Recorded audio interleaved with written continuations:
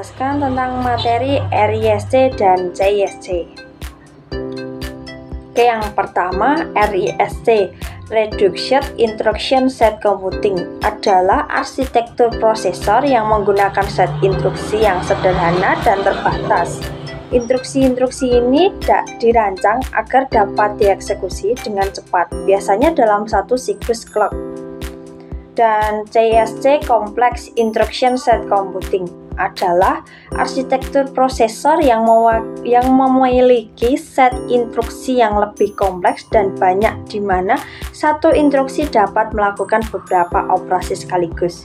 Namun biasanya membutuhkan beberapa siklus clock untuk menyelesaikannya. Kita masuk ke karakteristik RISC, Reduced Instruction Set Computing. Yang pertama, set instruksi sederhana dan terbatas. Instruksi pada RISC dirancang sederhana, hanya melakukan operasi dasar dan jumlahnya sedikit sehingga memudahkan eksekusi cepat. Yang kedua, eksekusi instruksi dalam satu siklus clock. Sebagian besar instruksi RISC dapat dieksekusi dalam satu siklus clock sehingga meningkatkan kecepatan dan prediksibilitas kinerja.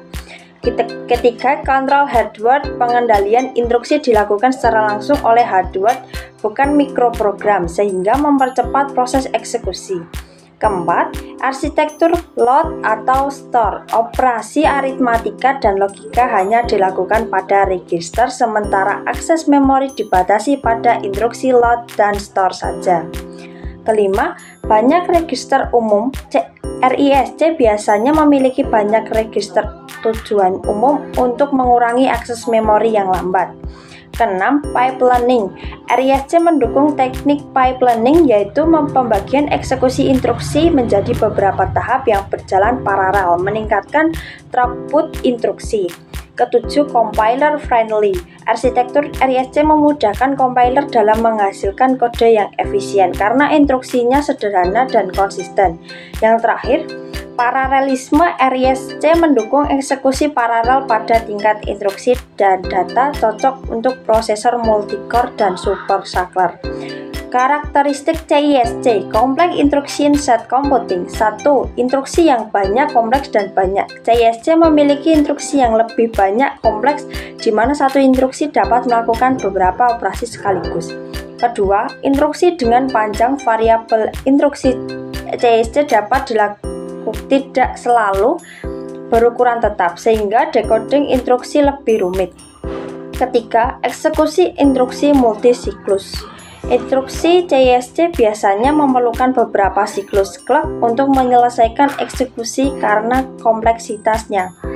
Keempat, kontrol mikroprogram. Pengendalian instruksi menggunakan mikroprogram yang memungkinkan fleksibilitas tapi memperlambat eksekusi. Kelima, akses memori yang lebih fleksibel. Instruksi CISC dapat langsung mengakses memori dalam operasi aritmatika, sehingga mengurangi jumlah instruksi dalam program. Keenam, desain hardware lebih kompleks karena instruksi yang kompleks dan variatif. Hardware CISC lebih rumit dan konsumsi daya cenderung lebih tinggi. Ketujuh, kurang efisien. Untuk pipelining, variasi panjang, instruksi dan kompleksitas membuat pipelining lebih sulit diimplementasikan. Oke, kita akan memasuki ke kelebihan dan kekurangan. Yang pertama, RISC memiliki kelebihan eksekusi instruksi cepat dan efisien, desain hardware sederhana, dan cocok untuk aplikasi embedded dan perangkat mobile karena lebih hemat energi. Kekurangannya, untuk tugas kompleks mungkin membutuhkan lebih banyak instruksi. Selanjutnya, CISC memiliki kelebihan. Instruksi yang kompleks dapat mengurangi jumlah instruksi program serta lebih fleksibel untuk tugas komputasi berat. Kekurangannya, eksekusi instruksi lebih lambat dan desain hardware lebih rumit dan konsumsi daya lebih tinggi. Oke, kesimpulan dari yang sudah saya jelaskan tadi, RISC dan CISC adalah dua pendekatan berbeda dalam desain prosesor. RISC menekankan kesederhanaan dan kecepatan eksekusi instruksi, sementara CISC menekankan kompleksitas instruksi agar program lebih singkat dan fleksibel. Pilihan antara keduanya biasanya tergantung pada kebutuhan aplikasi dan efisiensi yang digunakan, ataupun yang diinginkan.